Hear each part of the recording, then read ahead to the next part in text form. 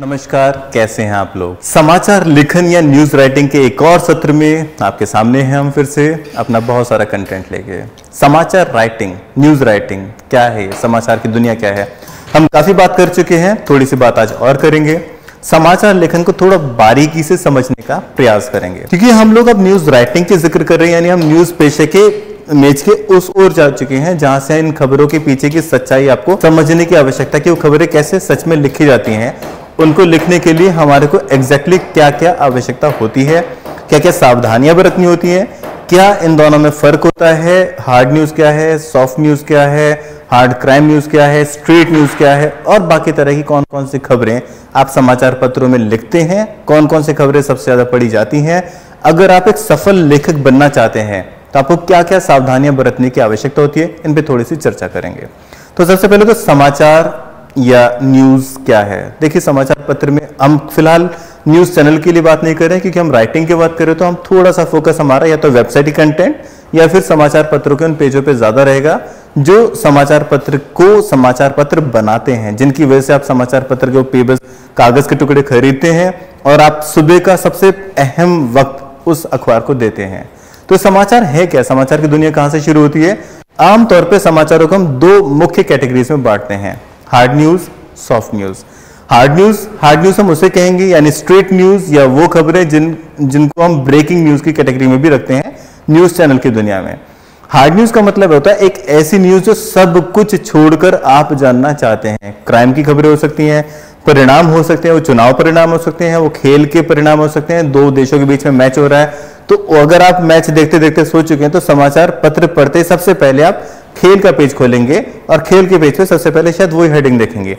कई बार खेल की इस तरह की बड़ी खबरों को फ्रंट पेज पे भी लिख दिया जाता है, क्योंकि समाचार पत्रों को भी पता है कि अगले दिन का पाठक वर्ग सबसे ज्यादा ध्यान खेल की खबरों पे ही देने वाला है। तो आमतौर पे ये समाचार जो समय के साथ सबसे ज्यादा प्रसिद्ध होते हैं, समय के साथ सबसे ज्यादा समकालीन होते हैं, उनकी सबसे ज्यादा कटिबद्धता होती है, लोग सबसे पहले उसी को पढ़ना चाहते हैं, उन्हें हम हार्ड न्यूज की कैटेगरी में रखते हैं। लेकिन हार्ड न्यूज के साथ एक समस्या है, हार्ड न्यूज समय के साथ फेड हो जाते हैं। अब 1983 में आपको पता है कि भारत ने वेस्ट इंडीज को हटा के पहली बार विश्व कप जीता था क्रिकेट में। लेकिन क्या आज अगर किसी को आपकी खबर बताएं तो आपकी खबर पे कोई भी रिएक्ट देगा? वो कहेगा हाँ बहुत पुरानी खबर है, सालों पुरानी खबर है, किस किस काम की। लेकिन जिस दिन ये मैच एग्जैक्टली हुआ था, क्या उस दिन ये खबर इतनी ही हल्की थी? या 2011 में जब महेंद्र सिंह धोनी के नेतृत्व में हमने एक मैच जीता था, उस समय कई दिनों तक इस खबर की चर्चा रही थी। यानी वो हार्ड न्यूज उस समय इतनी ज्यादा हॉट थी कि सड़कों पे इस खबर का जश्न देखा गया। क्या आज आप उस खबर को याद करके जश्न मना सकते हैं? जाहिर है नहीं। यानी हर खबर की एक उम्र होती है, समय के साथ वो खबर खत्म हो जाती है। और उस समय जिस समय खबर बिल्कुल तरोताजा होती है, जैसे ताजा खबर के नाम से ही जाना जाता है, उसे उस समय हार्ड न्यूज के नाम से कहते हैं। यानी उसकी इस समय सबसे ज्यादा जरूरत है। लोग समाचार पत्र कई बार उस खबर के लिए खरीद रहे हैं, या सड़क पे चलते फिरते अगर आपको मैच देखने मिल जाए तो आप रुक के उस खबर को देखना चाहेंगे।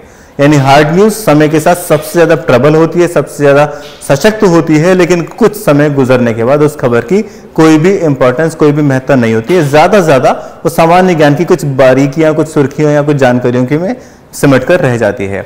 उसे हम बोलते हैं हार्ड न्यूज। अब सॉफ्ट न्यूज क्या है? सॉफ्ट न्यूज वो खबरें हैं जो समय के साथ कभी भी खराब नहीं होती हैं। आप 2 महीने 2 साल पुरानी खबर भी अगर उठा के पढ़ने लगे सॉफ्ट न्यूज में, यानी फीचर राइटिंग में, तो वो खबरें उतनी ही तरोताजा रहती हैं, उन खबरों की इंपॉर्टेंट उतनी ही ज्यादा रहती है, उन खबरों में जो टिप्स दिए गए हैं, जो जानकारी दी गई, वो आपके लिए हमेशा रेलिवेंट बनी रहेंगी। आमतौर पर फीचर राइटिंग में क्या होगा? दो देशों के बीच के संबंध के विषय में बात हो सकती है, अपने बालों का ख्याल कैसे रखें इस तरह का फीचर हो सकता है, अपने पालतू कुत्ते को आप किस तरह से घुमा सकते हैं, उसकी सेहत के लिए आप क्या बेटर कर सकते हैं। यानी इस तरह की खबरें जो हमेशा रेलिवेंट रहेंगी। आप 10 साल बाद भी अगर उस आर्टिकल को पढ़ेंगे तो आपके लिए वो उतना ही रेलिवेंट रहेगा, उतनी उसकी रेलिवेंसी मेंटेन रहेगी। तो उसे हम सॉफ्ट न्यूज की कैटेगरी में रख देते हैं। तो अब ये तो है हार्ड न्यूज। अब सॉफ्ट न्यूज। अब इस सिर्फ 2 कैटेगरी से शायद समाचार के साथ हम पूरा न्याय नहीं कर पाएंगे, यानी हमारे को भी थोड़ा बहुत और समझने की जरूरत है। अब हार्ड न्यूज और सॉफ्ट न्यूज दोनों ही खबरों में कुछ सेगमेंट्स और होते हैं। मीडिया की भाषा में हम उन्हें बोलते हैं बीट्स। बीट्स को हम कैसे बोलते हैं? Crime beat. अब ये जो आप वर्ड पढ़ रहे हैं, crime beat, sports beat, entertainment beat, ये बीट वर्ड कहां से आया है? ये बीट वर्ड आता है म्यूजिक से। म्यूजिक में आपने देखा ना, म्यूजिक की बीट्स होती हैं, धुनें होती हैं, सुरताल होते हैं। ठीक ऐसी खबरों की भी वो धुन, वो सुरताल होती हैं जिन पे खबरें लिखी या पिरोई या संजोई जाती हैं। वो एंटरटेनमेंट बीट की खबरें होती हैं जिसमें हम सिनेमा को रखते हैं, सेलिब्रिटी से बड़ी जुड़ी हुई खबरों को रखते हैं, आमतौर पे रुपहला पर्दा जिसे हम बोलते हैं, इस टाइप की जो खबरें होती हैं जिनमें आपके सिने सितारे हो सकते हैं या आपके सेलिब्रिटीज हो सकती हैं, या वो कोई भी चीजें जिनको आप टीवी पे आमतौर पे देखना पसंद करते हैं, जिन्हें एंटरटेनमेंट की दुनिया की खबरें माना जाता है, उन्हें हम एंटरटेनमेंट की बीट के तौर पे, एंटरटेनमेंट की खबरों के तौर पे कवर करते हैं। कई बार सिने सितारों की जो इंटरव्यूज की क्लिपिंग्स होती हैं, इन सब को भी हम एंटरटेनमेंट बीट में ही रखेंगे, ठीक है। लेकिन अगर आपका कोई सिनेमा सितारा यानी आपका कोई फेवरेट स्टार अगर किसी क्राइम के केस में फंस गया है, तो उससे जुड़ी हुई जो खबरें होंगी वो अगेन हार्ड न्यूज या स्ट्रेट न्यूज के कैटेगरी में रखी जानी शुरू कर दी जाएंगी। यानी खबर लगभग वही है, कंटेंट भी वही है, लेकिन क्योंकि अब उसका तरन्नुम बदल गया है, उसका कैटेगरी बदल गई है, इसलिए हम उसको कवर करने वाले पत्रकार भी बदल जाएंगे। आमतौर पे एक बीट को कवर करने वाले पत्रकार दूसरी बीट में इंटरफियर नहीं करते हैं। जब आप खबर लिखना शुरू करेंगे आपको पता चलेगा जो एंटरटेनमेंट बीट के पत्रकार हैं वो स्पोर्ट्स बीट कवर नहीं करेंगे। जो स्पोर्ट्स बीट के पत्रकार हैं उनका सारा ताल्लुक, उनकी सारी जो जानकारियां हैं, उनके जो सूत्र हैं, वो सब खिलाड़ियों से, कोचेस से या टीम के मैनेजर से होती है। उनको एंटरटेनमेंट या क्राइम की कोई खास जानकारी नहीं होती है। ऐसे क्राइम बीट के पत्रकार आमतौर पे बिजनेस वर्ल्ड की खबरें नहीं लिख सकते हैं। आमतौर पे हो सकता है कई लोग मल्टी टैलेंटेड हो और एक ही व्यक्ति कई कई बीट्स भी कवर करने की क्षमता रखता हो। आपको मीडिया में ऐसे कई वरिष्ठ पत्रकार मिल जाएंगे जो कई सारी बीट्स कवर करने का अनुभव मादा रखते हैं, लेकिन आमतौर पे एक पत्रकार एक ही तरह की खबरों के विशेषज्ञ बन जाते हैं क्योंकि उनके सूत्र, उनकी जानकारियां, उनके कवरेज का तरीका एक तरह का सेट हो जाता है। इसलिए एक बीट को आमतौर पे एक ही तरह के पत्रकार कवर करते हैं।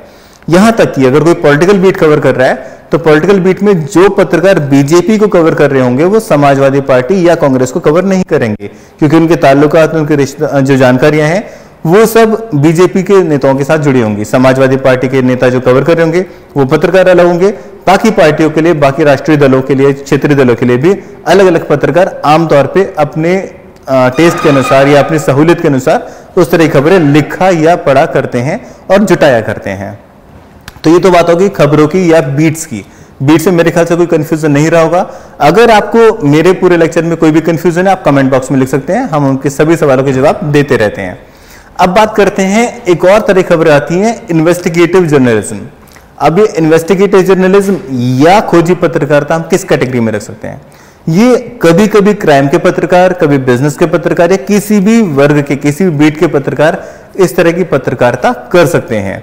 लेकिन इस तरह की पत्रकारिता करने के लिए आपको अलग तरह की मेहनत चाहिए होती है। जैसे कि अगर मेरे को क्राइम की बीट की खबर कवर करनी है, मैं सीधा सीधा मौके पे जाके, यानी जहां भी घटना, मौका वारदात या क्राइम सीन होता है, क्राइम सीन पे जाके मैं डायरेक्टली खबर को कवर कर सकता हूं, उसे लिख सकता हूं। लेकिन यदि मैं इन्वेस्टिगेटिव जर्नलिज्म कर रहा हूं, यानी मैं छुप के एक खोजी पत्रकारिता कर रहा हूं, यानी मैं कुछ ऐसा स्कूप तलाश रहा हूं जो अभी तक सबके सामने नहीं आ चुका है या शायद फाइलों में कहीं दबा छुपा हुआ है, उसे तलाशने के लिए मुझे कई महीनों, कई बार तो कई सालों की मेहनत लगती है। किस तरह से? क्योंकि एक मेन अंतर यह आ जाता है कि आमतौर पे क्राइम रिपोर्टिंग या किसी भी अन्य रिपोर्टिंग में हम सबूत नहीं तलाशते हैं या सबूत अपने पास इकट्ठा करने की कोई आवश्यकता नहीं होती है। ज्यादा हम जिसका इंटरव्यू कर रहे हैं, हमने उसका इंटरव्यू रिकॉर्ड कर लिया अपने रिकॉर्ड के लिए कि अगर कोई क्लेम आता तो हमारे पास वो रिकॉर्डिंग रहनी चाहिए। लेकिन खोजी पत्रकारिता को जगह जगह फोटोग्राफी से लेके, रिकॉर्डिंग से लेके, कुछ फाइल, दस्तावेज, उनकी फोटोकॉपी, हर चीज अपने पास संभाल के रखनी होती है, ताकि कल को यदि कोई उनके मीडिया संस्थान पे कोई केस कर दे, क्लेम करे कि खबर गलत है, आपने गलत स्कूप सामने लाए, तो आपके पास रखने के लिए सबूत होने चाहिए। तो investigative journalism is entirely different from the rest of the parts of the media, so this is entirely unique, but yes it is different but very impressive kind of journalism. आमतौर पे खोजी पत्रकारिता की जो विशेष रिपोर्ट्स होती हैं, जो scandal सामने आते हैं, उन स्कैंडल्स पे संसद तक में बहुत बार चर्चा, जिक्र होता है, यानी कि वो खबरें गूंजती हैं, उनकी सुर्खियां संसद के गलियारों में, इतना तक उनका वजन हो जाता है। तो इसलिए खोजी पत्रकारिता एक अलग तरह की पत्रकारिता है, वो डेली की पत्रकारिता से काफी अलग होती है। एंटरटेनमेंट या किसी भी और अन्य बीट की खबरों से कहीं ज्यादा अलग तरह की पत्रकारिता खोजी पत्रकारिता होती है। इसकी कुछ सावधानियां होती हैं, जैसे मैंने बताया, आपको सबूत ढूंढने होते हैं, आपको काफी मेहनत करनी होती है, कई बार संबंधित अधिकारी के घर तक की फुटेज आपको चाहिए होती है या उनका वर्जन भी आप लेते हैं कि आपके खिलाफ क्या ऐसा कुछ सुना जा रहा है। आपको अपनी सुरक्षा का भी ख्याल रखना होता है, क्योंकि जाहिर है इस तरह खबरें कई बार लाइफ एंड डेथ वाले लेवल पर पहुंच जाती हैं, यानी कि बहुत ही ज्यादा अहमियत इस तरह की पत्रकारिता को दी जाती है। एक और तरह की पत्रकारिता हमारी होती है, एक और तरह की खबरें लिखने की शैली होती है फीचर राइटिंग। अब ये फीचर राइटिंग क्या है? जैसे मैंने सबसे शुरुआत में बताया था कि हार्ड न्यूज और सॉफ्ट न्यूज, तो जो सॉफ्ट न्यूज की रिपोर्टिंग होती है उसे हम आमतौर पे फीचर राइटिंग के स्टैक के अंदर कवर करते हैं। फीचर राइटिंग यानी ऐसे फीचर्स जिसमें समाचार का विचार का आवेग थोड़ा सा ज्यादा होता है, न्यूज की जगह व्यूज थोड़े से ज्यादा होते हैं, उसे हम फीचर की दुनिया का उसमें कैटेगरी में रखते हैं। फीचर राइटिंग का मतलब ये होता है कि हम कुछ फीचर राइटिंग यानी कुछ कलात्मक तरह से हो सकते हैं। अब इसमें आप सटायर यानी व्यंग्यात्मक लेखन को भी रख सकते हैं, आप देशज या देश पुराण की खबरों को भी लिख सकते हैं, इतिहास से संबंधित खबरों को भी लिख सकते हैं, कुछ ऐसे जो रीडिंग कैपेसिटी ज्यादा हो, यानी जो खबरों को देशों को बांध के रख सके, पाठक वर्ग को बिल्कुल कब्जे में लेके रख सके। क्योंकि अगर आप नॉर्मल देखेंगे स्ट्रेट स्टोरीज या जो स्ट्रेट न्यूज होती है उसमें लेखन शैली पे इतना ज्यादा ध्यान नहीं दिया जाता है। फैक्ट टू फैक्ट रिपोर्टिंग होती है, जो खबर आई हमने थोड़ी सी शब्दावली के साथ, थोड़ी सी बनावट के साथ आपको फैक्ट टू फैक्ट रिपोर्टिंग कर दी है। आमतौर पे खेल पत्रकारिता भी फैक्ट टू फैक्ट रिपोर्टिंग में ही जाती है। लेकिन फीचर राइटिंग में हमारे को शुरू से लेकर आखिर तक अपने दर्शक समूह को बांध कर रखना होता है। इसके लिए हम लच्छेदार भाषा जिसका इस्तेमाल करते हैं, यानी कि मुहावरे, दोहे, शेरो शायरी या कुछ भी ऐसी चीजें एंटरटेनिंग जिससे कि आप जब उसे पढ़ना शुरू करें तो स्टार्ट टू फिनिश आप उसे खत्म ना कर सकें। खासतौर पर व्यंग्यात्मक लेखन जो बहुत ही टफ विधा मानी जाती है लिखने की, वो भी आपको देखने को मिलेगी कि उसमें भी आप पढ़ने में आपको रस आने लगेगा, एक मजा आने लग जाएगा, जो आमतौर पे हार्ड न्यूज वगैरह में नहीं आता है। हार्ड न्यूज को आप इसलिए पढ़ते हैं क्योंकि आपको कुछ बहुत ही ब्रेकिंग न्यूज, कुछ नई जानकारी मिलने वाली होती है। लेकिन फीचर राइटिंग आप इसलिए पढ़ते हैं क्योंकि उसको पढ़ने में आपको आनंद की अनुभूति होती है, इसलिए आप उसे पढ़ना पसंद करते हैं। अगेन इसमें भी बीट्स हो सकती हैं, इसमें भी धर्म की तरह की खबरें फीचर राइटिंग अलग होगी, एंटरटेनमेंट फीचर राइटिंग अलग होगी, सटायर राइटिंग अलग होगी, पॉलिटिकल राइटिंग अलग होगी, यानी अलग अलग तरह का हो सकता है। लेकिन सभी में एक बात कॉमन होगी कि सबका लेखन की शैली अलग होती है, यानी कि एक एंटरटेनिंग शैली होती है। एक और चीज उसमें कॉमन होती है जो बाकी चीजों में नहीं रहती है, यानी बाकी न्यूज हार्ड न्यूज में नहीं रहती है, कि फीचर राइटिंग जब हम लिखते हैं अगेन ये टाइमलेसनेस के साथ अलग होती है और इन सभी का पाठक वर्ग भी अलग होता है। यानी जो पॉलिटिकल खबरों का पाठक वर्ग है वो आमतौर पे पॉलिटिकल खबरों का ही पाठक रहेगा और उसे वो शब्दावलियां भी समझ में आएंगी। अगर मैं जीरो आवर का बात जिक्र करूं या शून्य काल की बात करूं या इस तरह की शब्दावली जो आमतौर पे ये जो पॉलिटिकल राइटर है, ये पॉलिटिकल रीडर दोनों ज्यादा आसानी से समझ सकते हैं।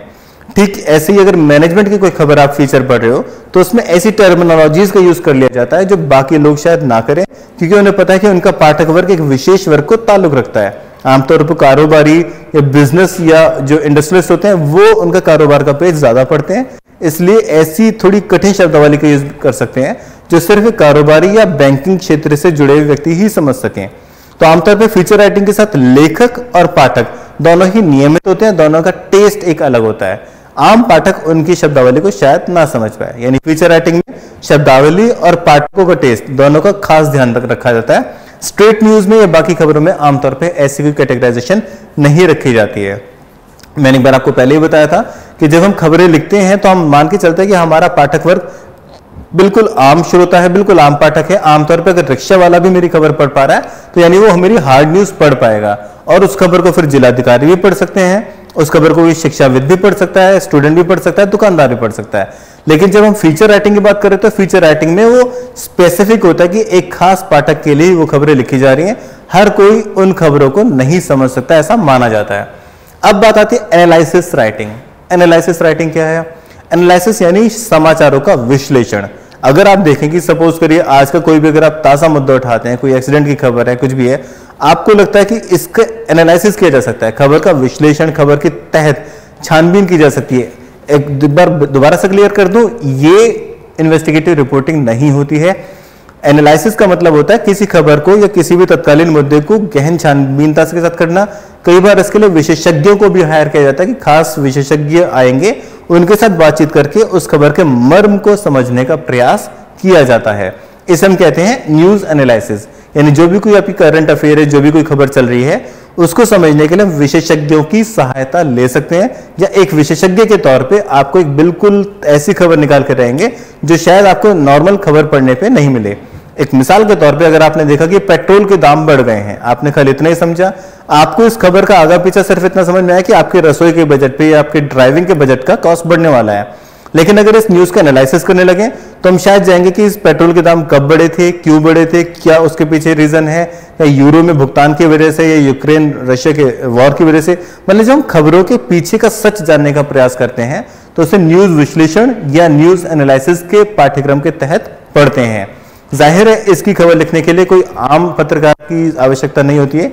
कई बार इसके लेखक वरिष्ठ लोग ही होते हैं जो उस फील्ड के महारथी होते हैं, या फिर अगर एक आम पत्रकार वो खबर लिखना चाहे तो उसे विशेषज्ञों से लंबी चौड़ी बातचीत करनी होगी। वो बातचीत के आधार पर खबर लिखी जाएगी और जिस भी विशेषज्ञ से बात की जा रही है उसका नाम उस खबर में कोट किया जाएगा, ताकि कॉपीराइट या ऐसी कोई भी समस्या उस समाचार लेखक या उस समाचार पत्र के खिलाफ ना बन जाए।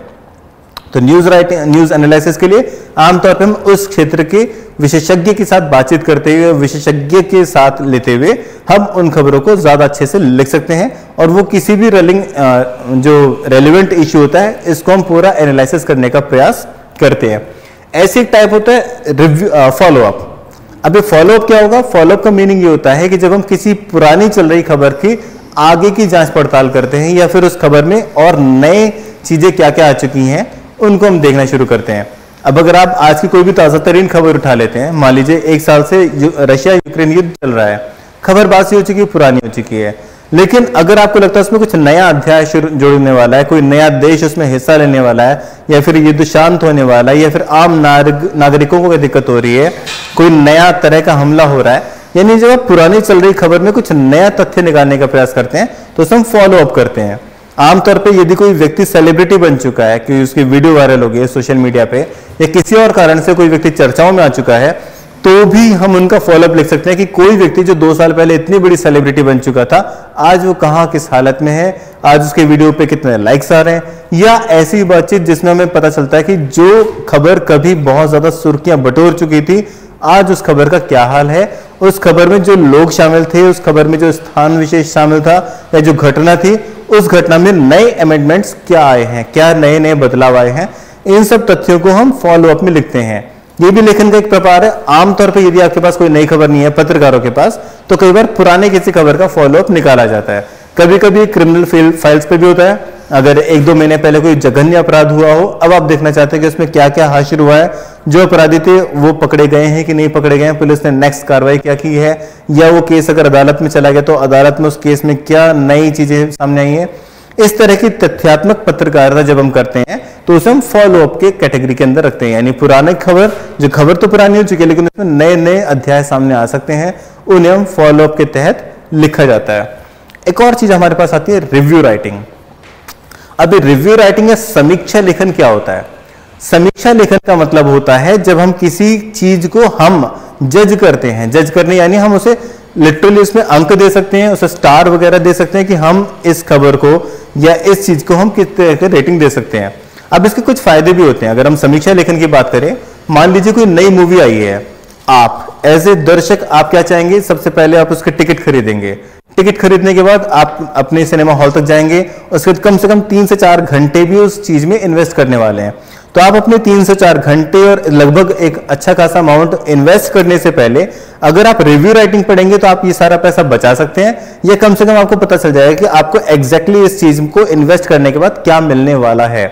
तो समीक्षा लेखन का मतलब होता है कि पाठक या जो भी व्यक्ति उसमें पैसा इन्वेस्ट करने वाला है उसे एग्जैक्टली पता चल जाए कि इस चीज को जो हम पहले यूज कर चुके हैं, हम बताएंगे कि वो किस किस आधार पर किस किस तरह से ठहरती है, या हम जज कर रहे हैं तो उसे कितने से कितने अंक देंगे। आमतौर पर समीक्षा लेखन 2 तरह से किया जाता है। पहला, किसी किताब का समीक्षा। अगर कोई नई बुक मार्केट में आई है, कोई नया नॉवल आया, तो एक पाठक, एक पत्रकार पहले उस पूरे नॉवल को पढ़ सकते हैं। पढ़ने के बाद वो उसमें समीक्षा करते हैं कि आप इस नॉवल में अपना पहला पैसा भी खर्च करेंगे, उसके बाद कम से कम 1 हफ्ते 2 हफ्ते का समय लगा इस पूरी किताब को पढ़ेंगे। उसके बाद आपको जो कंक्लूजन पता चलेगा, खबर सच में किताब टाइम इन्वेस्ट करने लायक थी या नहीं, पैसा इन्वेस्ट करने लायक थी या नहीं, ये सब आप अपना समय बचा सकते हैं अगर आप रिव्यू राइटिंग करते हैं। अगर आप रिव्यू पढ़ेंगे तो आपको पता चल जाएगा इसे कितने स्टार दिए गए हैं, जिन वरिष्ठ लेखकों ने उसे पढ़ा है उनका इस किताब के बारे में क्या कहना है। आमतौर पर समीक्षा लेखन में कभी भी सस्पेंस खत्म नहीं किया जाता कि आपको पूरे जो सस्पेंस थ्रिलर है वही खत्म कर दिया, ऐसा कभी नहीं होता है।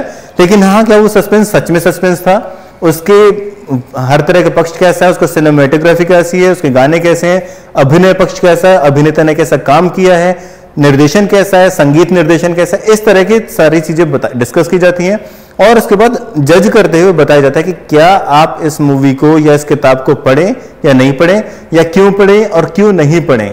दोनों ही तरह के सवालों का जवाब दिया जाता है। इस तरह से समीक्षा लेखन आमतौर पे पाठकों का या दर्शकों का समय बचाने के लिए एक बहुत ही उपयोगी माध्यम होता है। यानी आप छोटा सा आर्टिकल पढ़ेंगे और आपके सारे डाउट्स क्लियर हो जाएंगे कि इस किताब या इस मूवी पे आप समय व्यस्त करें या ना करें, आप इसमें पैसा इन्वेस्ट करें या ना करें। इस चीज को हम कैसे समझ सकते हैं, रिव्यू राइटिंग। तो ये भी एक अपने आप में एक बहुत ही शानदार कॉलम होता है और एक अच्छे तरह का लेखन होता है।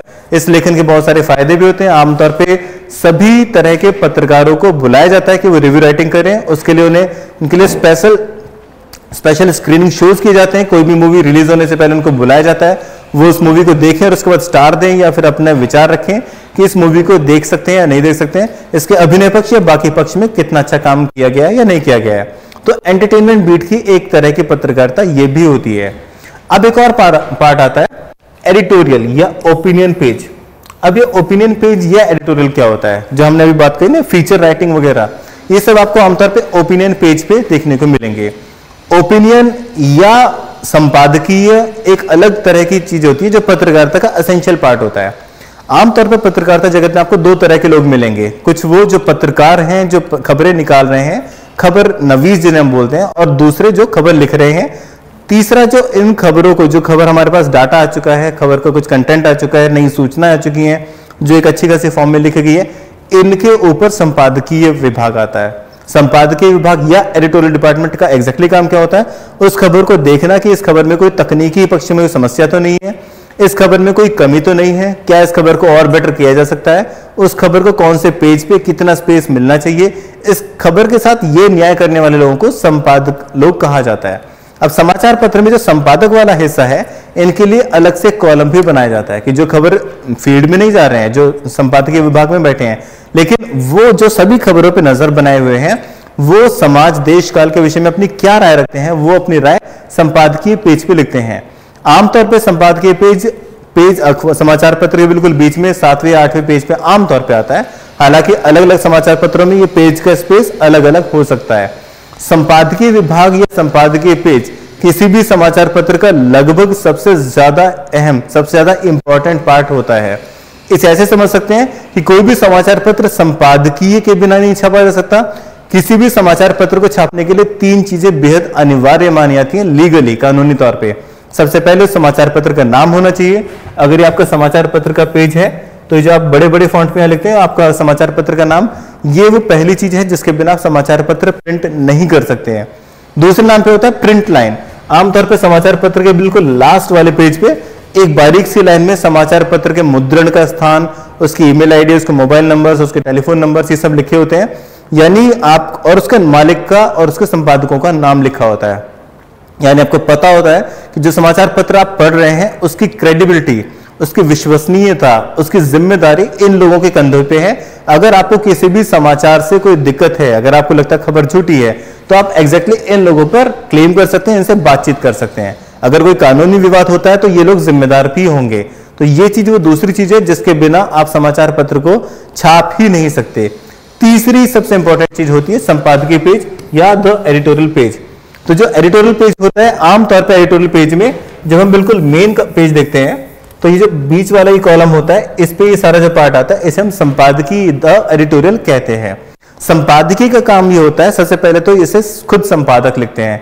यानी वो लोग जो देश भर की सारी खबरों पे नजर गड़ाए हुए हैं, उनका कहना क्या है देश काल परिस्थितियों के बारे में, वो अपने विचार यहां रखते हैं। संपादकीय की दूसरी इंपॉर्टेंस ये होती है कि संपादकीय से आपको पता चलता है कि समाचार पत्र की विचारधारा क्या है। समाचार पत्र देश के बारे में क्या सोचता है, सरकार के बारे में, सत्ता के बारे में, केंद्र दलों सब के बारे में क्या सोचता है, ये सब आपको संपादकीय पढ़कर ही पता चल सकता है। क्योंकि बाकी सारे समाचार पत्र में तो खबरें ही खबरें हैं, वो हर समाचार पत्र में एक जैसी हो सकती है। लेकिन संपादकीय पेज, संपादकीय पृष्ठ कभी भी किसी दूसरे समाचार पत्र से कॉपी नहीं हो सकता, वो खबरें कॉमन नहीं हो सकती, क्योंकि संपादकीय को खुद संपादक विभाग लिख रहा है, एडिटोरियल जो लोग हैं वो लिख रहे हैं और वो अपने विचार उसमें लिखते हैं। जैसे मैंने एक बार पहले भी कर आपसे बात किया था कि समाचार और विचार अलग अलग चीज होती हैं। तो तो समाचार जो है वो समाचार के विभाग में जाएंगे, लेकिन जो विचार हैं, जो आइडियोलॉजीज हैं, जो आपके थॉट प्रोसेस है, वो सब हम संपादकीय पे या एडिटोरियल कॉलम में लिखते हैं। एडिटोरियल की अहमियत को एक और तरह से समझा जा सकता है। जब 1970s में तत्कालीन प्रधानमंत्री इंदिरा गांधी ने आपातकाल की घोषणा की थी, तो उस समय उन्होंने बेसिकली प्रेस सेंसरशिप भी जारी कर दी थी। प्रेस सेंसरशिप या मीडिया सेंसरशिप का मतलब ये होता है कि जितने भी समाचार पत्र उस जमाने में छापे जाते थे, उन सबको प्रिंट करने से पहले उससे नजदीकी किसी जिलाधिकारी या सूचना एवं प्रसारण मंत्रालय को दिखाना होता था। उनके सत्यापन के बाद ही किसी समाचार को समाचार पत्र में छापा जा सकता था। तो इस मीडिया सेंसरशिप के विरोध में सभी समाचार पत्रों ने इस वाले कॉलम को ब्लैंक करना शुरू कर दिया था, यानी खाली छोड़ दिया था। ये उस समय का सबसे बड़ा विरोध माना जाता है। आजाद भारत में आज तक सिर्फ एक ही बार संपादकीय कॉलम्स को खाली छोड़ा गया था सेंसरशिप के, यानी कि आपातकाल के दौरान। तो ये दूसरी चीज होती है जिसके जरिए आप अपना विरोध जता सकते हो, आप अपने विचार रख सकते हो, या समाज के से आप क्या डायरेक्ट बातचीत करना चाहते हो, ये सारी चीजें कोई समाचार पत्र संपादकीय पृष्ठ पर ही आपके साथ जाहिर करता है। तो इतनी ज्यादा होती है संपादकीय विभाग की अहमियत। अब इनका जो पूरा पेज होता है संपादकीय पेज का, इसमें आमतौर पर कई तरह के आपको नए नए प्रयोग देखने को मिलेंगे। संपादकीय जो पेज होता है उसमें एक नई चीज और आपको देखने मिलेगी, संपादक के नाम पत्र या लेटर्स टू एडिटर, या अगेन एक और कॉलम होता है। जैसे कि समाचार पत्र में सिर्फ यही कॉलम होता है जिसे कि संपादक खुद लिखते हैं, ठीक इस तरह से संपादक के नाम पत्र एकमात्र कॉलम होता है जिसे खुद पाठक लिखते हैं। आप लोग जो खबर पढ़ते हैं, जो समाचार पत्र पढ़ते रहते हैं, अगर आपको लगता है कि समाचार पत्र में कोई खबर अच्छी छपी है, कोई खबर बुरी छपी है, या किसी विषय को अनदेखा किया जा रहा है, या जो भी आप तत्कालीन समय पे अपनी राय रखना चाहते हैं, वो आप संपादक के नाम पत्र में लिख के दे सकते हैं। अगर आपकी चिट्ठी अच्छी है, अगर आपके विचार अच्छे हैं, अगर उसमें कोई ऐसी चीज नहीं है जिसे इग्नोर किया जाना चाहिए, जिसपे कोई दिक्कत होनी चाहिए, तो आपके उन चिट्ठियों को, आप अपने संपादक के नाम पत्र को यहाँ स्पेस दिया जाता है। आमतौर पे नीचे कॉलम होता है, संपादकीय पेज पर ही ऐसा लेटर्स टू एडिटर का कॉलम स्पेशली रखा जाता है। लगभग सभी समाचार पत्रों में इस तरह कॉलम रखा जाता है ताकि पाठक उस समाचार पत्र के विषय में जो भी राय रखते हैं उसे लिखकर जाहिर कर सकें। तो ये एक अच्छा चलन है, और मैं सभी छात्रों से, जो भी मीडिया के छात्र हैं, उनसे ये अपील हमेशा करता हूं कि आप अभी से संपादक के नाम पत्र तो लिखना शुरू कर ही दीजिए, क्योंकि इससे आपके लेखन की एक फौरी तौर पर शुरुआत हो जाती है। तो संपादक के नाम पत्र अगर आप ज्यादा लिखेंगे तो आपको लिखने में हाथ भी थोड़ा सा देगा, और आपको पता चलेगा कि समाचार पत्रों में दरअसल किस तरह की खबरें लिखी या छापी जा सकती हैं। तो वो एक और इंपॉर्टेंट चीज होती है। एडिटोरियल या ओपिनियन के अलावा हम कुछ कॉलम राइटिंग और करते हैं। अब एक कॉलम क्या चीज है, कॉलम किस तरह से बाकी समाचारों से अलग होते हैं, इसे ऐसे समझते हैं। फीचर राइटिंग हम समझ चुके हैं, फीचर कई तरह के हो सकते हैं। फीचर और कॉलम कुछ तरह के एक होते हैं, लेकिन इनमें कुछ विशेषताएं भी होती हैं। कॉलम राइटिंग का मतलब होता है एक खास कॉलम को लिखना। आपको पता है समाचार पत्र में लगभग 7 या 8 कॉलम होते हैं। कॉलम मतलब इस तरह की लाइन जिसमें समाचार पत्र को हम डिवाइड कर सकते हैं। कॉलम राइटिंग में एक विशेष बात है जो इसे फीचर राइटिंग से डिफरेंट बना देती है, वो है इसका नियमित होना।